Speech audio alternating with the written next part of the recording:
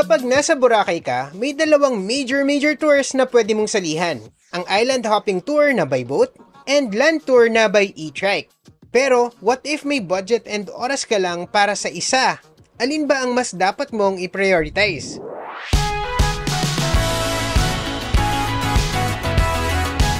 Hey there, Port Traveler! We are Vince and Yosh. Kung bago ka pa lang dito sa channel, please support us by clicking the subscribe button and the bell icon next to it para updated ka whenever we have new uploads. Kung sa FB ka naman nanonood, kaunting kembot na lang and ma-achieve na namin ang 1 million followers, so please like and follow this page na rin. Okay game! The past year, 3 beses na akong nakapag-Boracay para makover na rin dito sa vlog natin. Yung una, kasama ang teammate kong si Asta. Yung pangalawa, kasama ko naman si Vince. Si Yosh nga pala ako, in case di nyo pa nadidistinguish ang pangit kong boses. And pangatlo, kasama ang mga pinsan and tiya and tiyo kong mga seniors. And pareho naming na-experience ang mag-island hopping and e-trike tour. Kung first time mo sa Boracay, ire-recommend namin na gawin mo ang parehong tours kasi magkaiba naman ang pinupuntahan for the most part. Pero kung hindi talaga uubra and isa lang ang pwede mo talagang ma-experience, alin bang mas okay? Hihimayin natin ang parehong activities. Unahin na natin ang island hopping. Although pwede kang mag-charter ng private boat, most of the time ay group tour ang island hopping dito sa Boracay. Ibig sabihin, you'll be sharing the boat with other tourists and sabay-sabay kayong dadalhin ng tour operator sa mga stops. It also means na may set na itinerary and kailangan itong masunod and i-respect ang time ng mga kasama mo. Ang island hopping sa Boracay takes a full day. Sa case namin, we started ng around 8 AM and nakabalik kami past 4 PM. A tour usually costs 800 to 900 pesos per person. Inclusive na yan of buffet lunch and use ng mask. Pero, hindi pa kasama dyan ang entrance fee sa ilang mga stops. Dalawa ang jump-off points, either dito sa Station 1 malapit sa Astoria or sa Station 3. Pwede kayong dito mag-book o sa mga nag-aalok sa beach. Or kung mas kampante kayo sa Klook, meron din naman, pwede kayong mag-book online. Ilagay na lang namin yung link sa description and pinned comment. And don't forget to use promo code na ThePortTraveler para maka-avail ng discount sa Klook. Sayang din yun no, pang Jonas Fruit Shake na rin yung matitipid mo. Either way, you'll be joining a group with other tourists and almost pare-pareho naman yung mga pupuntahan. Ang nagbabago lang usually ay yung lunch stop and snorkeling stop, and minsan yung pagkakasunod-sunod. Pero isi-share namin sa inyo ang mga stops namin as we experienced it nitong huling pag-island hopping namin. Una na dyan ang Puka Beach. Ito yung beach glazing the northern edge of Boracay. Naalala ko dati, sobrang tahimik dito. Para itong quiet escape from White Beach. Pero these days, medyo marami-rami na rin yung mga tao. Kasi mas naging accessible na talaga. Usually ay bibigyan lang kayo dito ng 40 minutes to 1 hour, depende sa operator. Pero sa experience namin, 40 minutes lang talaga. Kaya naman, kahit na mas mura ang Crystal Kayak dito, kung nasa island hopping tour ka, hindi namin marerecommend na dito mo yan itry kasi uubusin ng Crystal Kayak yung oras mo. Doon mo na lang siya itry sa ibang lugar or another time. Dito, mas i-enjoy mo lang yung beach. Mixed ang buhangin dito. May parts na pino naman, pero may parts na strewn with shells. Which is probably why it's called Puka.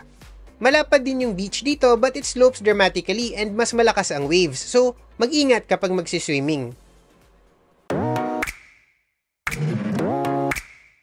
Every island hopping tour also makes a stop sa isang snorkeling site. Yung iba, malapit sa Crocodile Island or sa Tambisaan Beach.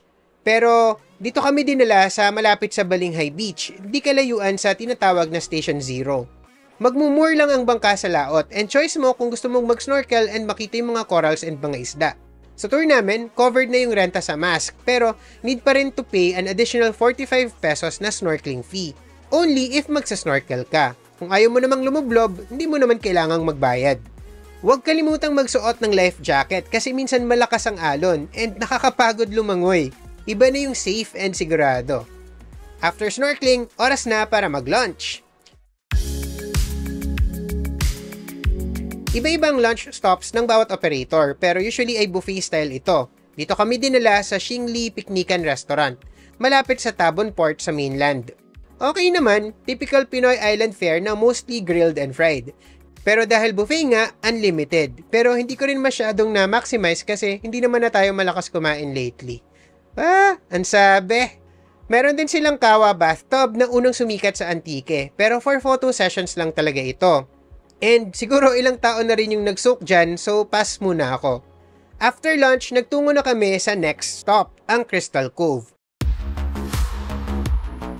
Also known as Laurel Island or Tiguatian Island, ang Crystal Cove ay 2-hectare resort best known for its lookouts and caves na may mga rock formations na okay na backdrop para sa mga pics.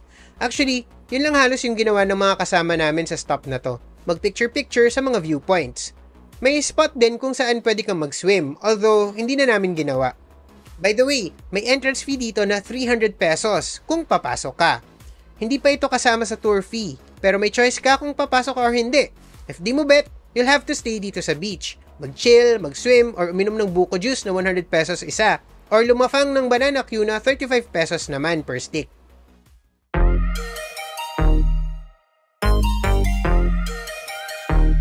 Mula sa beach, makikita mo rin yung isa pang island sa tapat.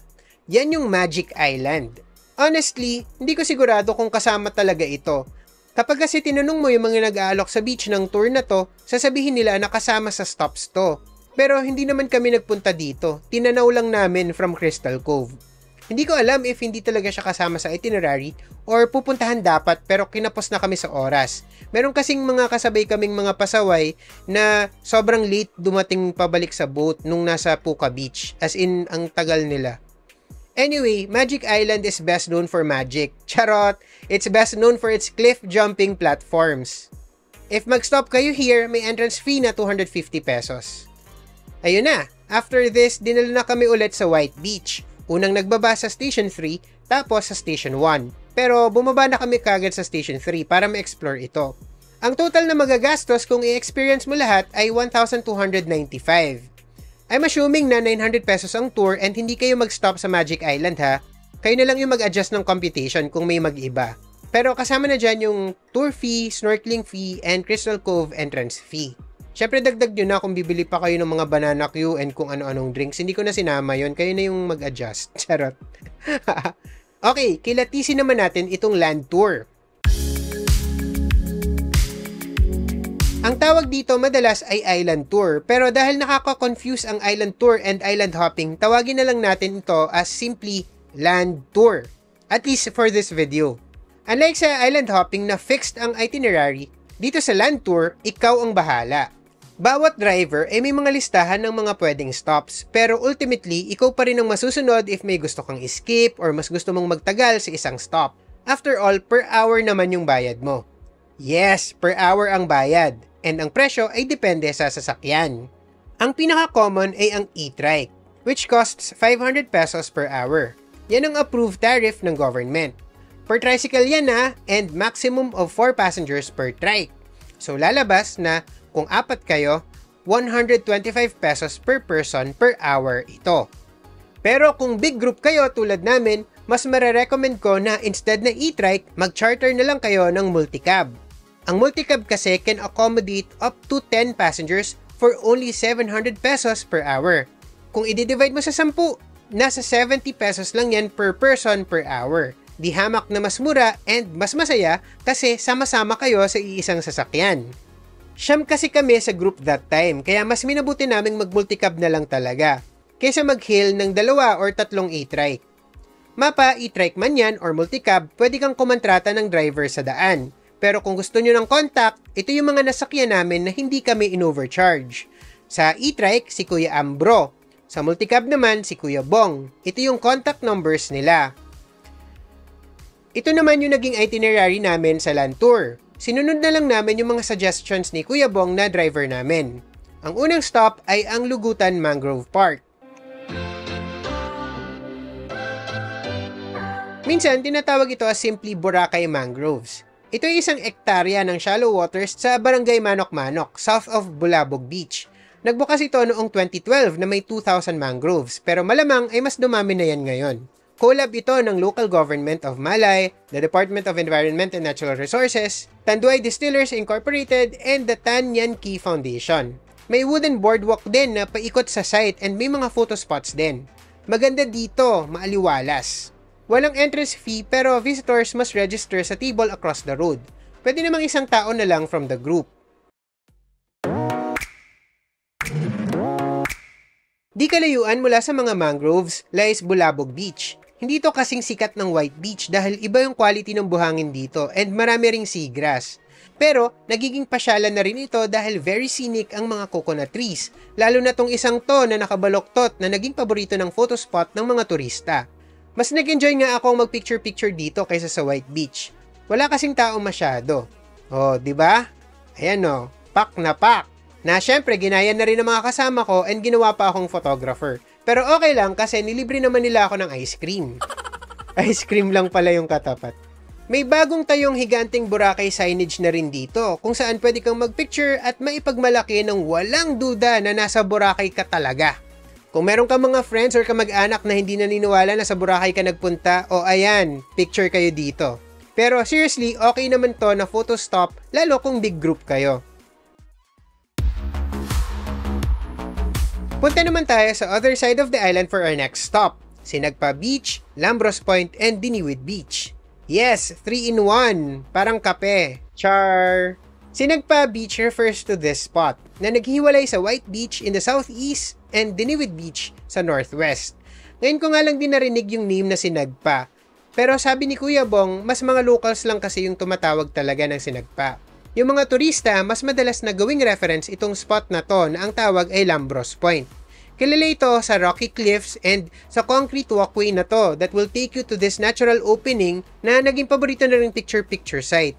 Hindi halata pero sa likod nito ay may imahe ni Virgin Mary and marami ring mga local kids ang nagki-cliff jumping dito. And from here, may access ka na rin dito sa Diniwid Beach. Oh, 'di ba? Ang ganda dito, mas tahimik. Ang keyhole ay ang natural arch na to na naging icon na rin ng isla. Medyo malayo-layo na ito kasi nasa Boracay New Coast na sa may bandang dulo ng island. Kahit within private property yung daan, pinapapasok naman ang mga e-trike and multicab. Alam na ng mga drivers yung gagawin and kung saan kayo ibababa. May kaunting lakad and may pila rin para lang sa mga magpipicture. Pero while queuing up, you can take the time to admire the adjacent beaches. Yan yung Lapus-Lapus Beach and Ilig-Iligan Beach na ang ibang coves ay naging private beach na ng New Coast. Wala namang ibang pwedeng magawa dito kundi magpa-picture lang talaga. So up to you kung gusto mong bumisita pa. Pero isama mo na lang din kasi yung next stop naman ay malapit lang from here, ang Puka Beach. What? Puka Beach? Did you hear it right? Yes, Puka Beach and you heard it right. Taray. Hindi kasi separate island ang Puka Beach, kaya accessible din talaga by land. Kung tutuusin, mas okay nga tong i-visit by e-trike or multicab kaysa sa island hopping na limited yung time mo. Kung by land ka, bahala ka kung gaano katagal gusto mo magstay dito. And masaya magtagal dito ha. Una, pwede kang mag-chill sa aking duyan. Well, hindi sa akin, pero may mga nagpapahiram ng hammock and banig dito. Yes, hiram lang. Walang bayad, basta sa kanila ka bibili ng drinks. Usually, mga shakes, juices, and buko juice. And may cocktails din. Mas mura din yung crystal kayak dito ng Bongs. Sa White Beach, nasa 250 ang bayad per 15 to 20 minutes. Pero dito, 150 pesos lang yung siningil sa amin for the same duration. Mas mura rin ng malaki ang mga souvenirs dito kaysa White Beach. At least yung mga bracelets, shirts, and trinkets. May mga hilera kasi ng mga stores dito. May mga nag-aalok din na mag-braid or henna tattoo. Dati ay may mga photo spots din pero tinanggal na rin. And masaya mag-street food galore dito, lalo if nagutom ka sa pag-tour. If feeling mo sobrang magtatagal ka dito sa Puka Beach, pwede mo nang tapusin dito yung tour. Tapos magbiyahe na lang kayo pabalik ng hotel nyo. Pero if sandali lang kayo, pwede namang magpahintay na lang kay Kuya Driver. Basta tandaan, pumapatak ang metro kada oras. Kami, nagpahintay na lang kami kasi wala kaming planong magtagal. Pero ayun, medyo nawili kaming tumambay dito. Mahigit 1 oras din yata yung pinagstay namin dito. And overall, inabot ang tour namin ng 5 oras. At 700 pesos per hour, yung total niyan ay 3,500 for 5 hours. Siyam nga kami nun, so halos 390 pesos lang kada tao. Kung sagad 10 tao kayo, 350 pesos lang yon per person. di hamak na mas mura kaysa sa island hopping tour. Wala kasing mga entrance fee dito sa land tour. Yun nga lang, wala rin kasamang lunch or food. So, own expense nyo pa yon. Pero mas mura pa rin talaga kung susumahin. Okay, before ko sabihin kung alin ba ang mas maganda, special shoutout muna sa ating mga tipiters na tipsters din. Hello kina Via, Maria Castillo, Chuli Supermarket Avatar, Tess Calagian, Rosemary Domino, Ednalyn Domingo, Mitch Luna, Jelapeño Travels, Ernest, ELDMNGO, and Chesa. Sana masarap yung ulam nyo today. Pwede nyo rin kaming itip tulad nila. Just visit thepoortraveler.net/donate and we'll give you a shoutout in one of our future videos. Pwede kayo mag-tip via GCash, Maya, GrabPay, credit card, or bank transfer. All tips this month will be donated to Our Lady of Perpetual Help kay Sasay Children's Home na tumutulong and nag-aaruga sa ilang mga bata sa Taal, Batangas. Ibibigay namin sabay-sabay yung donations pag bumisita kami this Christmas. I swear, malayo ang mararating ng tip mo.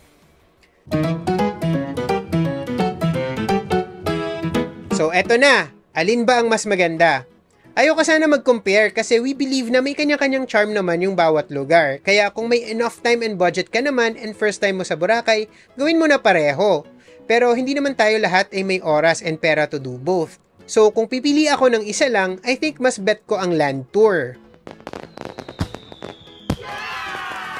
Una, mas mura. Malaking mura. Pangalawa, mas may control ka sa oras and itinerary. Sa island hopping kasi, syempre, kailangan mong sundin yung schedule kasi may mga kasabay ka sa group tour. Kaya minsan, bitin talaga. Ito pa pala, pwede ka namang mag-private boat para ikaw lang yung masusunod kung ayaw mo na may mga kasabay. Pero, mas mataas syempre yung presyo nun. And, pangatlo, mas relaxed ang e-trike or multicab tour and mas komportable, lalo na kung may kasama kang senior, PWD, or yung may mga mobility issues. Nakakapagod kasi ang island hopping sa totoo lang, and mas mahirap magtaas-baba sa bangka kaysa sa trike. Also, dahil important din na ma-manage ang expectations, kung nakapag-island hopping ka na sa ibang mga lugar sa Pilipinas like Palawan, Siargao, Cebu, or Bohol, maaring ma-underwhelm ka kasi hindi ganoon ka-diverse yung attractions dito sa island hopping sa Boracay. Yung pinaka-asset kasi talaga ng Boracay as a destination is yung main island talaga. So in short, if isa lang talaga ang kaya, mag-e-trike or multicab tour ka na lang of the island, land tour. Pero kung kaya mo nga ang dalawa, edi mag-island hopping ka na rin. Ayun! Sa next video namin, magbibigay naman kami ng sample day-to-day itinerary for Boracay. Huwag mong i-miss yan! So kung hindi ka pa nakasubscribe dito sa channel na to, aba, bakit hindi pa? Subscribe ka na, now na, and ring the bell na rin para updated ka lagi. Kung may FB account ka, baka naman pwedeng makalambing ng like and follow dyan para maka 1 million followers na rin kami sa wakas. Kung meron kayong topic na gusto nyong gawa namin ng video or meron kayong questions, comment nyo lang below or follow and DM nyo kami sa Instagram, TikTok, or Twitter. Follow nyo kami ha, tapos tsaka kayo mag-DM. Just search at The Poor Traveler, single L. And kung may Spotify ka, you can also follow us sa The Poor Traveler Podcast. Yan na muna for now. Remember, plan smart, travel safe, and make every trip worth it!